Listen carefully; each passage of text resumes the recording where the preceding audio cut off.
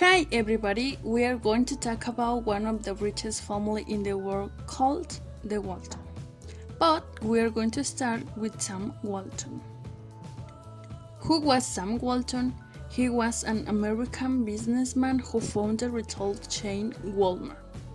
Sam opened the first Walmart in 1962, which expanded internationally over the next 30 years, growing into the world's largest company by 2010.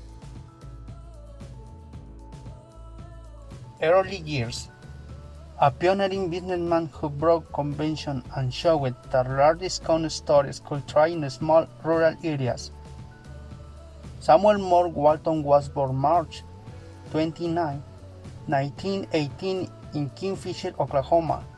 He was the first son of Thomas Walton, a banker, and his wife, Nancy Lee.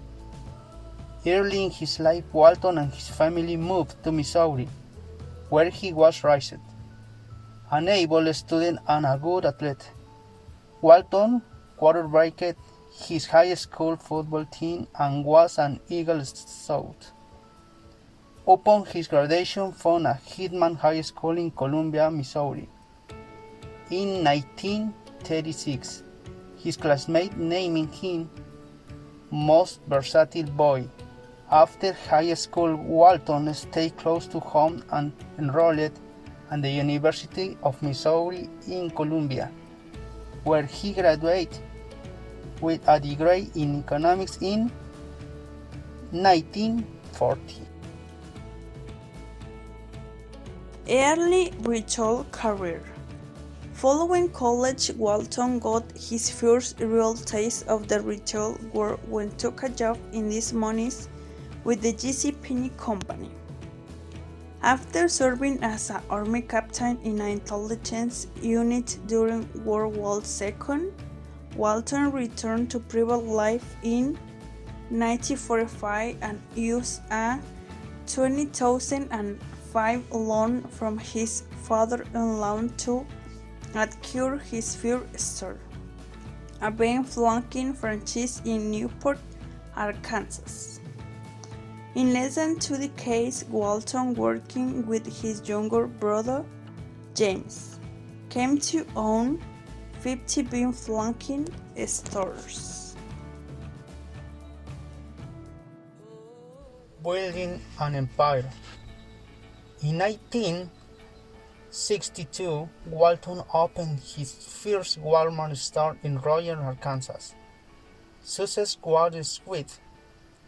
By 1976, Walmart was a publicly traded company with share value north of $176 million.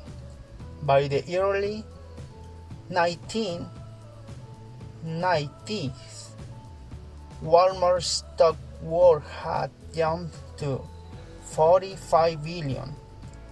In 1991, Walmart surpassed Sears, Rivet and Company to become the country's largest retailer. Walton was responsible for a lot of the success. His vision of a discount retail store in rural areas was accompanied by the founder's hard-charging, demanding style.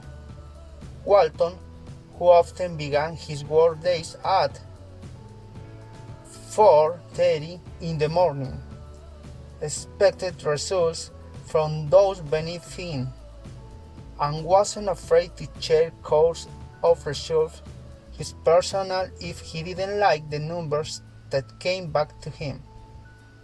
Even in the grist of a recession, Walton's store proved successful. In 1991, as the country was mired in an economic downturn, Walmart increased sales by more than 40%. But that success also made Walmart a target, especially for small-town merchants and other residents who argued the giant chain was wiping out a community's small store and downtown retail. Walton, however, tried to meet those fears head-on, promising jobs and donations to local charities, which the companies often delivered in some fashion. Final years with his wife Helen, whom he married in 1943, he lived in the same house in Arkansas since 1959. The couple had 4 children: Robson, John, James, and Alice. In 1985, Forbes magazine named Walton the wealthiest man in the United States. Over the last several years of his life, Walton suffered from 2 types of cancer: hairy cell leukemia and bone marrow cancer. He died of the latter on April 5 in 1992 at the University of Arkansas Medical Science.